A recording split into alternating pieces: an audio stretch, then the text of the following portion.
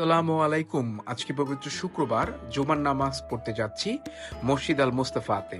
মসজিদ আল মোস্তফা ঢাকা শহরে মাদানী এভিনিউ সড়কে অবস্থিত একটি দৃষ্টিনন্দন মসজিদ। মসজিদটির অ্যাকচুয়াল অবস্থান বলতে গেলে এটি ১০০ ফিট মাদানী এভিনিউ ইউনাইটেড সিটিতে অবস্থিত। ইউনাইটেড ইউনিভার্সিটির প্রবেশ মুখে মসজিদটির অবস্থান। মসজিদের একদিকে বসুন্ধরা আবাসিক এলাকা, অপরদিকে ইউনাইটেডের প্রকল্প। এই মসজিদটির অন্যতম বৈশিষ্ট্য হলো এটি নির্মাণ হয়েছে কাবা ঘরের আদলে।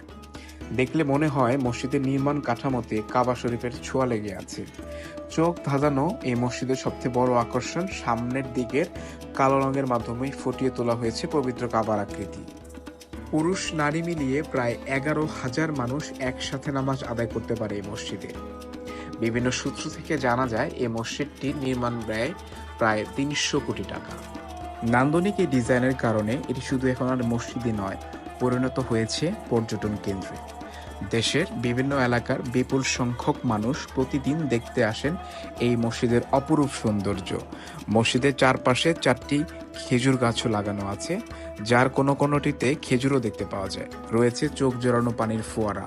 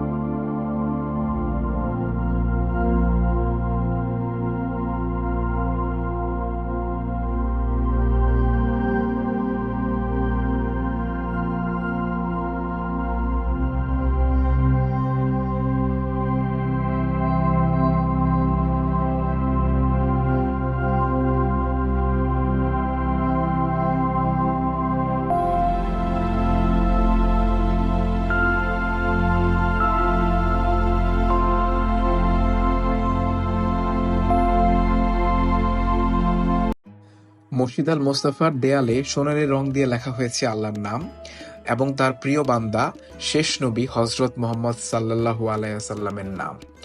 এর সৌন্দর্য দূর থেকে অবলোকন করা যায়। মসজিদের ভেতরে মিম্বারের দেয়ালে ডিজাইনও একই রকম। উপরের দিকে বড় সোনালী রং দিয়ে লেখা হয়েছে লা ইলাহা ইল্লাল্লাহু মুহাম্মাদুর রাসূলুল্লাহ। মসজিদের ঠিক মাঝখান বরাবর বিশাল এক গম্বুজ। এই গম্বুজটা অনেকটা আমাদের মসজিদ নববীর যে হযরত মুহাম্মদ সাল্লাল্লাহু আলাইহি সাল্লামের যে রওজা মোবারক, সেই রওজা মোবারকের মতন। ৫ তলা বিশিষ্ট এই মসজিদ, মাঝখানে পুরোটাই ফাঁকা।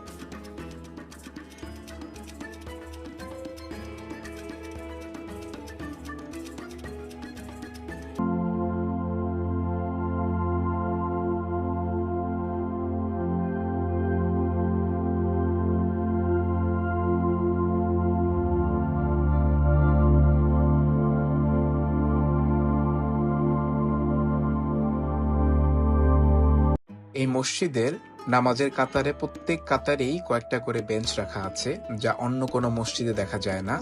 কেউ ক্লান্ত হলে বসতে পারেন, আবার কেউ হেলান দিতে পারেন। ৫ তলা বিশিষ্ট এই মসজিদে আলাদা করে কোনো জানালা রাখা নেই, তবে এমনভাবে ডিজাইন করা যেন প্রকৃতির আলোয় পুরো মসজিদ ভরে থাকে।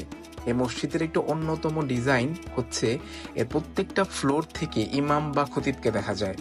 দেশের অন্য কোনো মসজিদে এইরকম ব্যবস্থা নেই।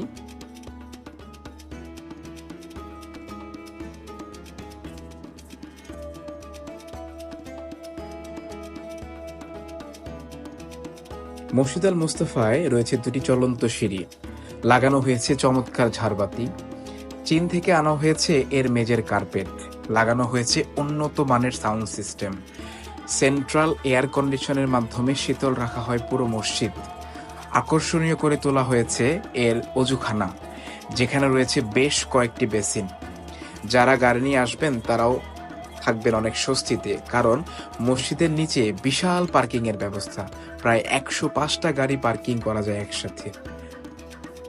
মসজিদ আল মোস্তফায় একটি সুউচ্চ গম্বুজ রয়েছে, যার রং সোনালী। গম্বুজের পাশে রয়েছে বিশাল আকৃতির একটি মিনার। যদিও এর কাজ শেষ হয়নি, তবে খুব শীঘ্রই শেষ হবে।